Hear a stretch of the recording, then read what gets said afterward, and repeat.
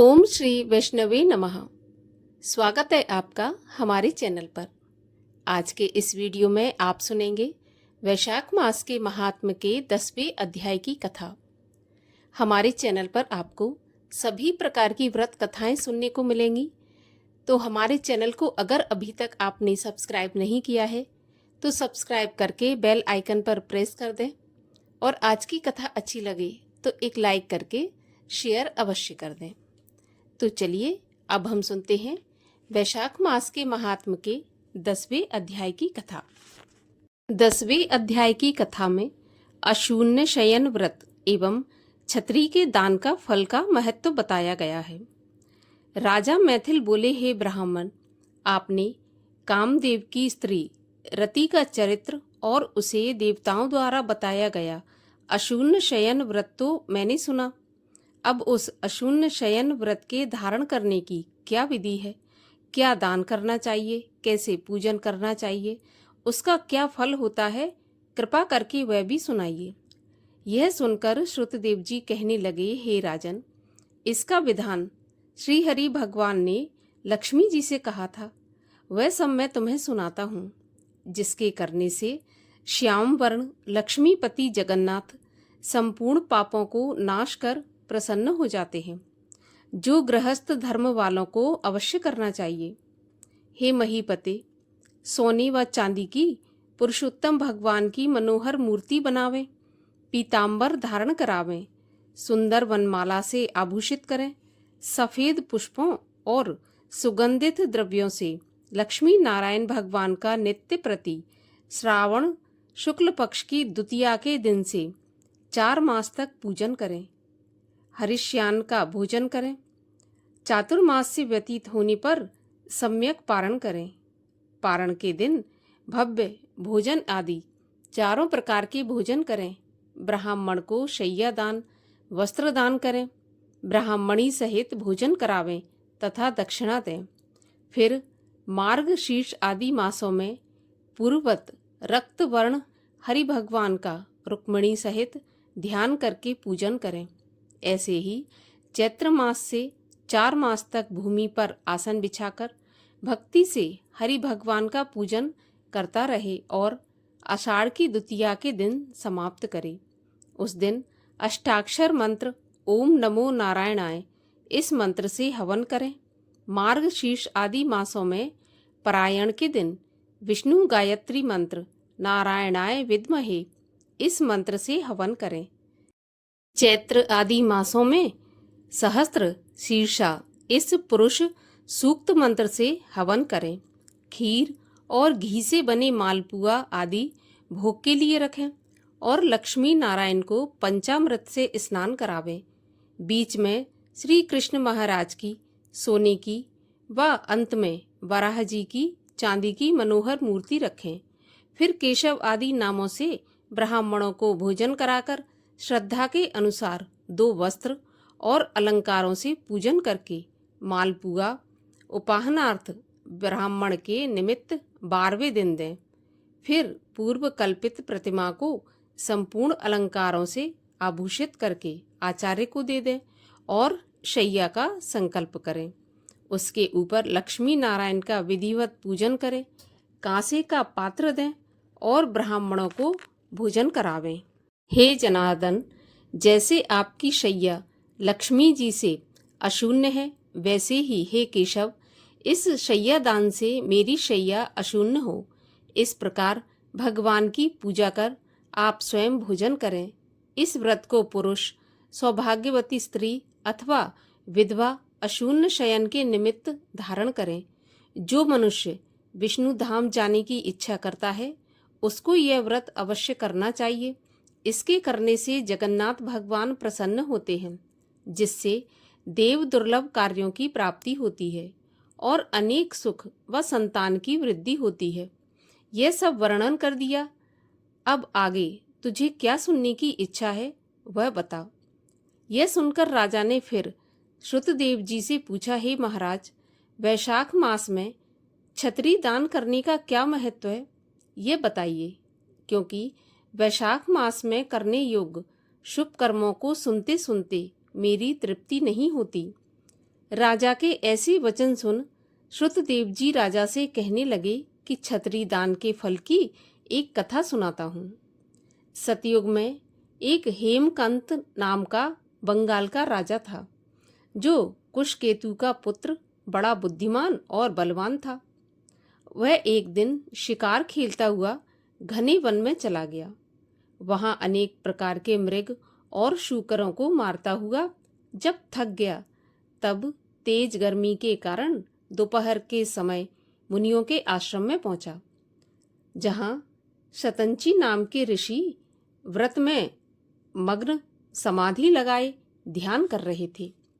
उनको यह मालूम नहीं हुआ कि आश्रम में कोई आया है, अतः ऋषि ने राजा का उठकर सम्मान नहीं किया, जिससे राजा क्रोध कर उन्हें मारने को उद्यत हुआ।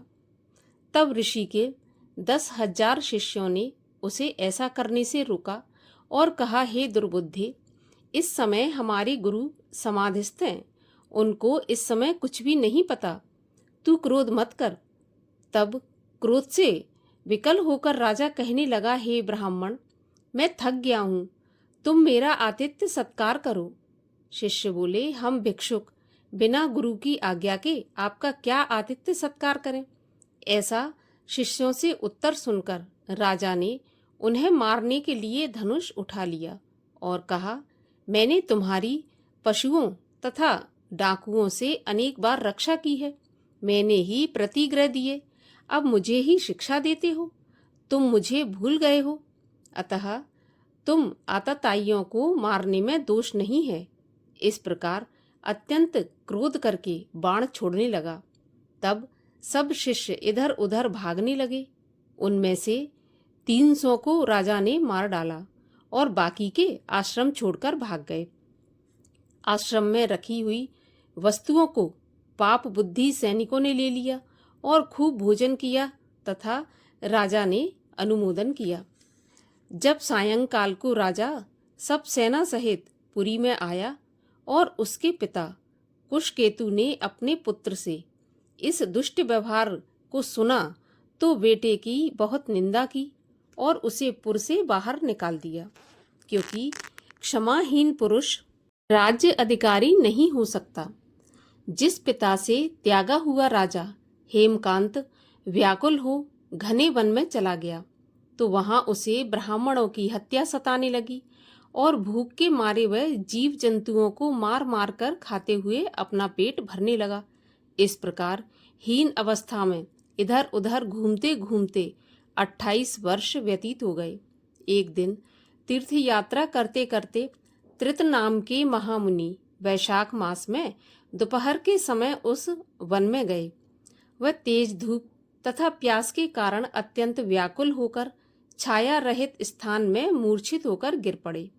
देवयोग से हेमकांत के मन में त्रित मुनि को ऐसी दशा में देखकर दया उत्पन्न हुई और ढाक के पत्तों की छतरी बनाकर छाया के निमित्त मुनीश्वर के सिर पर लगा दी और अलाव का जल दिया। इस उपचार से मुनीश्वर की मूर्छा समाप्त हो गई। चेतना आने पर सावधान हो वह उन पत्तों की छतरी को लगाकर धीरे धीरे किसी गांव में पहुंचे। इसी पुण्य के प्रभाव से उसकी 300 ब्रह्म हत्याएं क्षण भर में दूर हो गईं, जिससे हेमकांत को बड़ा आश्चर्य हुआ कि मेरी ब्रह्म हत्या कैसे दूर हो गई। इसी विचार में पड़े हुए हेमकांत को संग्रहणी रोग उत्पन्न हो गया। अत्यंत कष्ट से व्याकुल जब प्राणों के वियोग में महान आर्त उत्पन्न हुआ, तब उसे 3 पुरुष अर्थात यम के दूत, बड़े बड़े भयंकर रूप वाले, जिनके शरीर के बाल खड़े हुए थे, दिखाई दिए, जो राजा को डरा रहे थे। तब वह अपने किए कर्मों को सोचते हुए चुपचाप हो गया। फिर छतरी दान के प्रभाव से वह विष्णु भगवान का ध्यान करने लगा।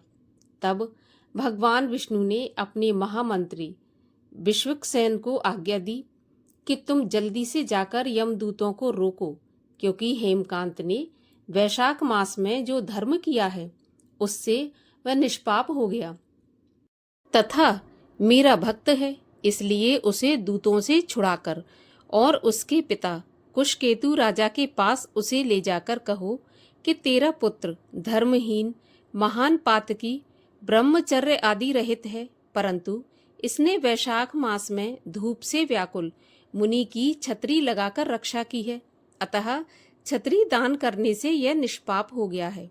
यह शूरता, उदारता तथा गुणों में तेरे समान हो गया है, इसलिए विष्णु भगवान की आज्ञा के अनुसार तुम हेमकांत को राज्य का भार सौंप दो। विष्णु भगवान की आज्ञा पाकर विश्वक्सेन ने हेमकांत के शरीर को स्पर्श किया। जैसे ही शरीर को स्पर्श किया, शरीर रोग रहित हो गया और वह स्वस्थ हो गया। फिर विष्णु दूत हेमकांत को अपने संग लेकर उसके पिता कुशकेतु के पास गए। कुशकेतु को यह देख बड़ा आश्चर्य हुआ कि विष्णुदूत विश्वक्सेन का अनेक प्रकार से पूजन कर स्तुति की। विश्वक्सेन से जो बात विष्णु भगवान ने कही थी, वह सभी विश्वक्सेन ने कुशकेतु से कही, जिसको सुनकर कुशकेतु ने पुत्र को सिंहासन पर बिठाया और स्वयं अपनी पत्नी सहित वन में तप करने चला गया। विश्वक्सेन भी विष्णु लोक को चला गया। तब राजा हेमकांत ने वैशाख मास में कहे सभी शुभ धर्मों को किया, जिनके करने से वह जितेंद्रिय, दयालु, सर्व संपत्तियों से युक्त, पुत्र पौत्र आदि से संपन्न हो संपूर्ण भोगों को भोग कर विष्णु लोक को गया।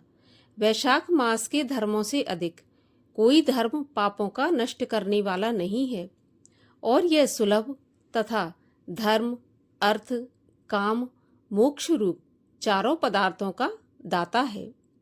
इस प्रकार से वैशाख मास के 10वें अध्याय की कथा का समापन होता है। आगे के अध्यायों की कथा सुनने के लिए चैनल को सब्सक्राइब अवश्य कर लीजिए और बेल आइकन पर प्रेस कर दीजिए।